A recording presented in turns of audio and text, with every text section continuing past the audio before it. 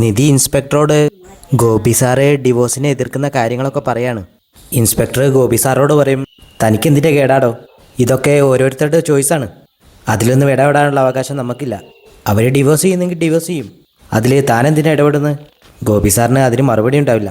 നിധി ഗോപി സാറോട് ചോദിക്കും, നിങ്ങളെങ്ങനെ ഈ കാര്യങ്ങളൊക്കെ അറിഞ്ഞത്? ഗോപി സാറ് സൈ കെട്ടിട്ട് സത്യം പറയാണ്, എന്നോട് സുധീഷ് പറഞ്ഞതാ, അവന് ഡിവോഴ്സ് ആവാൻ ഒട്ടും താല്പര്യമില്ല. ഇതൊക്കെ കേൾക്കുമ്പോൾ നിധിക്ക് ആകെ കൂടെ സങ്കടം വരും.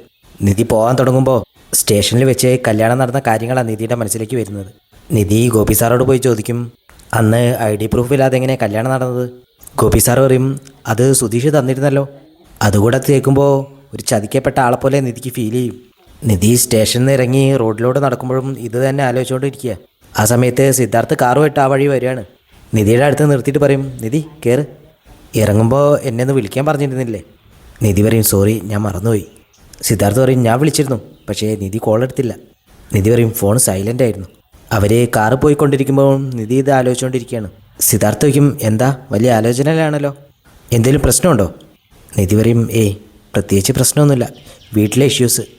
ഞാൻ പറഞ്ഞിട്ടില്ലേ ഞാൻ ജോലിക്ക് പോകുന്നത് വീട്ടിലൊന്നും ഇഷ്ടമല്ലാന്ന്, അത്രേ ഉള്ളൂ. സിദ്ധാർത്ഥ് പറയും, ഞാൻ നിധിക്ക് വേണ്ടിയാ ജോലി പെട്ടെന്ന് തീർത്ത് വന്നത്, പക്ഷേ നിധി അതൊന്നും കേൾക്കുന്നില്ല. സിദ്ധാർത്ഥ് പറയും, ഞാൻ നിധിയോടാ പറയുന്നത്, കേൾക്കുന്നില്ലേ?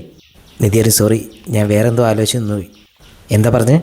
സിദ്ധാർത്ഥ് പറയും, ഞാൻ നിധിക്ക് വേണ്ടിയിട്ടാ ജോലി പെട്ടെന്ന് തീർത്ത് വന്നതെന്ന്. നിധി പറയും, അയ്യോ അതിൻ്റെ ഒന്നും ആവശ്യമില്ലായിരുന്നു. പിന്നെ ബർത്ത്ഡേ ഗേളിനെ ബസ്സിൽ വിടാൻ പറ്റുമോ? സിദ്ധാർത്ഥ് നിധിയെ വീട്ടിലിറക്കി കൊടുക്കുകയാണ്. നിധി പറയും, ഒന്ന് കയറിയിട്ട് പോ. സിദ്ധാർത്ഥ് നിധിയുടെ കൂടെ അങ്ങോട്ട് ഇറങ്ങും. വീട്ടിലാണെങ്കിൽ സുധീഷ് നിധിയുടെ പിറന്നാളിനോടനുബന്ധിച്ച് തോരണങ്ങളൊക്കെ തൂക്കിക്കൊണ്ടിരിക്കുകയാണ്. കുറേ ബലൂണൊക്കെ വെച്ച് ഡിസൈൻ ചെയ്യുന്നുണ്ട്. ഹരീഷിൻ്റെ നികേഷിൻ്റെ ഒക്കെ കയ്യിൽ നിന്ന് ബലൂൺ പൊട്ടുമ്പോൾ സുധീഷ് പറയും, പൊട്ടിക്കല്ലടാ അതൊക്കെ. അച്ഛനകത്തേക്ക് വരുമ്പോൾ അച്ഛൻ്റെ കയ്യിൽ നിന്നും പൊട്ടും. സുധീഷ് പറയും, ഒന്ന് നോക്കി നടക്കണ്ടേ?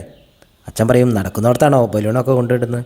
സുധീഷ് സുഭാഷിനോട് പറയും, ഇന്ന് നിധി ഞെട്ടും, നിധിക്ക് വേണ്ടിയാ ഞാൻ ഇങ്ങനെയൊക്കെ ഡെക്കറേറ്റ് ചെയ്തത്. നിധി വീട്ടിലോട്ട് കയറി വരുമ്പോൾ കൂടെ സിദ്ധാർത്ഥിനെയും കൂടി കാണുമ്പോൾ സുധീഷിന് ദേഷ്യം വരും. സുഭാഷ് വേഗം ഒരു കസരയൊക്കെ എടുത്ത് സിദ്ധാർത്ഥിന് കൊടുക്കും. സുഭാഷ് പോയിട്ട് പായസം എടുത്തിട്ട് നിധിക്ക് കൊടുക്കുമ്പോൾ നിധി പറയും, ഇപ്പോൾ വേണ്ട സുഭാഷ് ചേട്ടാ.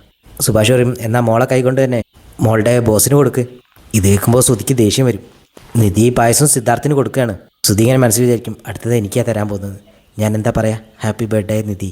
സുധീഷ് അങ്ങനെയൊക്കെ പ്ലാൻ ചെയ്തുകൊണ്ടിരിക്കുക. ആ സമയത്ത് സുഭാഷ് ആ ഗ്ലാസ്സിലെ പായസം എടുത്തിട്ട് സുധിക്ക് കൊടുക്കും. സുധി ഇങ്ങനെ മനസ്സിൽ വരും, ഈ സുഭാഷ് ചേട്ടൻ. പായസം കുടിച്ചു കഴിഞ്ഞ് അപ്പം തന്നെ സിദ്ധാർത്ഥ അവിടെ നിന്ന് ഇറങ്ങും. നിധിയുടെ മുഖം കാണുമ്പോൾ നികേഷ് ചോദിക്കും, എന്താ എടുത്തി പറ്റിയത്? മുഖം ആകെ ഡള്ളായിരിക്കുന്നല്ലോ. നിധി റേ ഒന്നുമില്ലടാ.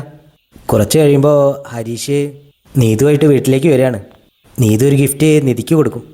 ആ സമയത്ത് തന്നെ അവിനാശും അനിയത്തിയും കൂടി അങ്ങോട്ട് വരും. അവരും നിധിക്ക് ഗിഫ്റ്റ് കൊടുക്കും. സുഭാഷ് അവർക്കൊക്കെ കഴിക്കാൻ ഐസ്ക്രീം കൊടുക്കും. നികേഷ് പറയും, ഓ എല്ലാവരുടെയും കാമുകിമാർ വന്നിട്ടുണ്ടല്ലോ, അടുത്ത തവണ ആവട്ടെ ഞാനും കൊണ്ടുവരും ഒരാളെ. ഇതേക്കുമ്പോൾ സുഭാഷ് പറയും, എടാ വേണ്ടാത്തരം പറഞ്ഞാണ്ട് ചവിട്ടി നിൻ്റെ നടു ഞാൻ ഒടിക്കും. സുധീഷാണെങ്കിൽ എന്തൊക്കെയോ കോപ്രായ നിധിയോട് കാണിക്കുന്നുണ്ട്.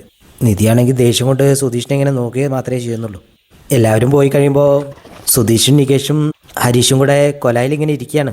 സുധീഷ് പറയും, ഇന്ന് ഞാൻ അവളെയും കൊണ്ടേ ഒരു നൈറ്റ് ഡ്രൈവിന് പോകും. ഹരീഷ് പറയും, അതിന് സുധീഷേട്ടൻ്റെ ലൈസൻസ് കട്ട് ചെയ്ത് വെച്ചതല്ലേ? സുധീഷ് പറയും, അതിന് എൻ്റെ അടുത്ത് സോഫ്റ്റ് കോപ്പി ഉണ്ടടാ. സുധീഷ് പറയും, ഞങ്ങൾ കുറേ ദൂരേക്കൊക്കെ പോകും. ഹരീഷ് പറയും, ആ നടന്നത് തന്നെ. അവരങ്ങനെ ഓരോന്ന് സംസാരിച്ചുകൊണ്ടിരിക്കുമ്പോൾ നിധി അങ്ങോട്ട് വരികയാണ്. സുധീഷേ നമുക്കൊന്ന് പുറത്തു പോയാലോ? അത് കേൾക്കുമ്പോൾ സുധീഷ് ഞെട്ടും. സുധീഷ്, ആ പോവാലോ. എടാ ഹരീഷേ നിൻ്റെ ചാവി ഇങ്ങതാ. നിധി പറയും, നമുക്ക് സ്കൂട്ടറിൽ പോവാം, എൻ്റെ അടുത്തുണ്ട് ചാവി. സുധീർ ചാവി ഇങ്ങതാ. നിധി പറയും, വേണ്ട ഞാൻ ഓടിക്കാം. അവർ രണ്ടുപേരും വണ്ടിയെടുത്ത് അവിടെ നിന്ന് പോവാണ്. ഹരീഷിന് ഇതൊക്കെ കാണുമ്പോൾ എന്തോ ഒരു പന്തികേടുള്ള പോലെ തോന്നും. പോയിട്ട് തിരിച്ചു വന്നാൽ അറിയാമെന്ന് ഹരീഷ് പറയും. നികേഷ് പറയും, എന്താ ഹരീഷേട്ടാ ഇങ്ങനെ പറയുന്നത്? അവർ ബീച്ചിലോട്ട് പോവാണ്. നിധി അവിടെ ഒറ്റയ്ക്ക് ഇങ്ങനെ നിൽക്കുന്നത് കാണുമ്പോൾ സുധീഷ് ഇങ്ങനെ മനസ്സിൽ വിചാരിക്കും, ഇപ്പോൾ പോയിട്ടേ എൻ്റെ ഇഷ്ടം പോയി പറയാം. സുധീഷ് അതിനുവേണ്ടി പ്രിപ്പയർ ചെയ്യാണ്. സുധീഷിൻ്റെ പിറകുന്ന് മറ്റൊരു സുധീഷിനോട് ചോദിക്കുന്നതായിട്ട് സുധീഷിന് ഫീൽ ചെയ്യും. സുധീഷ് അതിനോരോ മറുപടികളിങ്ങനെ പറയാണ്. നിധിയോട് ഇഷ്ടം പറയുന്നതൊക്കെ സുധീഷ് ഇങ്ങനെ ആലോചിച്ചുകൊണ്ടേ ഇരിക്കുകയാണ്. സുധി നിധിയുടെ അടുത്തെത്തുമ്പോൾ നിധി പറയും, എനിക്കൊരു പ്രധാനപ്പെട്ട കാര്യം പറയാനുണ്ട്. സുധീഷ് പറയും, എനിക്കും പറയാനുണ്ട്. നിധി പറയും, എന്നാൽ നിങ്ങൾ പറയാതെ. സുധീർ, അത് വേണ്ട, ലേഡീസ് ഫസ്റ്റ് എന്നല്ലേ നിധി പറഞ്ഞു. ആദ്യം നിങ്ങൾ പറ, എന്നിട്ട് ഞാൻ പറയാം. സുധീഷ് നിധിയോട് ഇഷ്ടം തുറന്നു പറയാണ്. അതും പഴയ ഓരോ കാര്യങ്ങൾ എണ്ണി പറഞ്ഞുകൊണ്ടാണ് സുധീഷ് പറയുന്നത്. പക്ഷേ നിധിയുടെ മുഖത്ത് ഒരു ഭാവവ്യത്യാസം വരുന്നില്ല.